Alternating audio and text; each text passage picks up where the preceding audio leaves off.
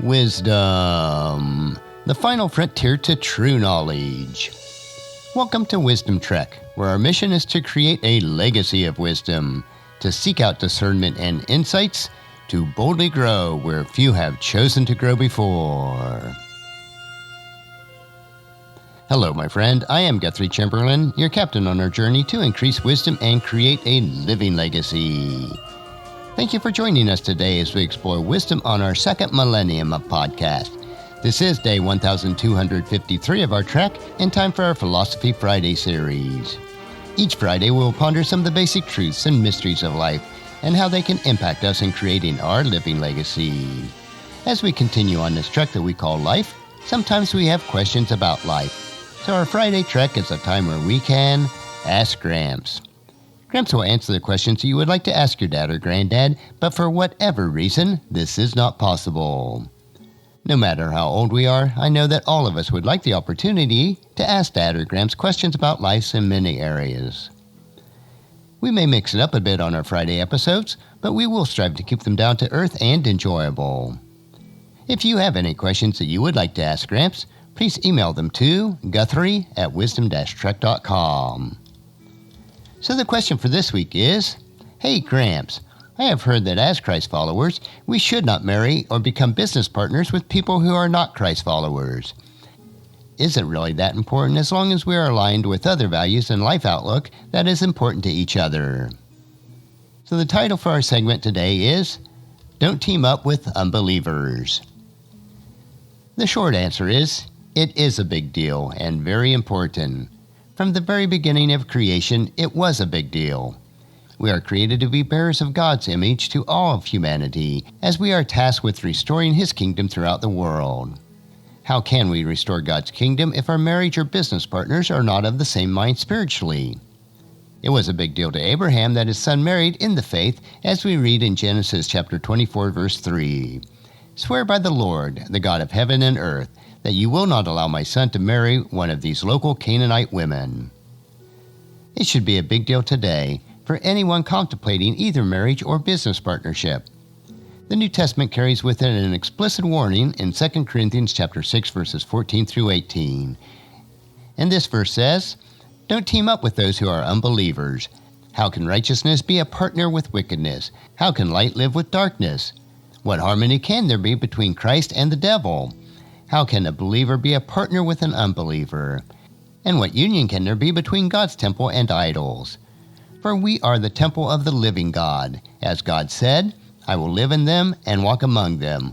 I will be their God, and they will be my people. Therefore, come out from among unbelievers, and separate yourself from them, says the Lord. Don't touch their filthy things, and I will welcome you. I will be your father, and you will be my sons and daughters, says the Lord Almighty. These words that the Apostle Paul wrote to the church in Corinth are pretty stern words that we need to heed. You may be thinking, well, my fiancé or potential business partner are good people. They should not be called wicked or filthy things. They may indeed be upright people with great integrity, but unless they are Christ followers, they are not in God's sight. God is the standard for righteousness, not humans. Paula, my wife of over 40 years, and I were both Christ followers before we were married with similar church backgrounds. We also had many other values like finances, lifestyle, and children, which made us very compatible. During our 40-plus years of marriage, we have had very few problems or conflicts. It has truly been a blessing to team up with a partner where we have common values and convictions in all areas of our life. But I have to share with you something else. It was not quite as clear, though, when we partnered in business with another couple who professed to be Christian, but it turned out they were not. We did not conduct enough due diligence, and because of this and many other economic factors, we ended up having to shut down our computer business and start over from scratch after nearly 18 years of successful business. It was financially devastating, but one that we will never forget. We learned some really valuable lessons. Because of the common financial values that Paula and I hold, after several difficult years, we were able to recover successfully. Who you team up with in marriage and business is a big deal. You might be saying, Gramps, I could be a good influence on a potential life or business partner, and they will come to faith. But let me tell you, That rarely happens. If you play with fire, sooner or later, you will get burnt. It is not worth the potential heartache and grief that it may bring. If you are not aligned spiritually, you will not be aligned in life. Being in a marriage or business partnership with a non-believer is like driving a car with two steering wheels in it. Sure, you both might be driving in unison for a while, but eventually one of you will decide to take a different road as the other will attempt to steer another direction. One of you will either have to give in to the will of the other, or you will end up crashing and destroying your marriage or business. It is not a pretty sight. As a Christ follower, the Bible is clear that God only wants you to team up with the partner in marriage or business who is also a Christ follower. Certainly, it will also benefit you immensely if your other values and convictions about money, relationships, focus, and direction in life are also in sync with each other. But if you are not aligned spiritually, it is a showstopper. Go no further. And that's a wrap for today's question. Join us again next Friday for another question on our Ask Gramps episode. Our next trek will be Meditation Monday, where we will help you to reflect on those most important areas of life.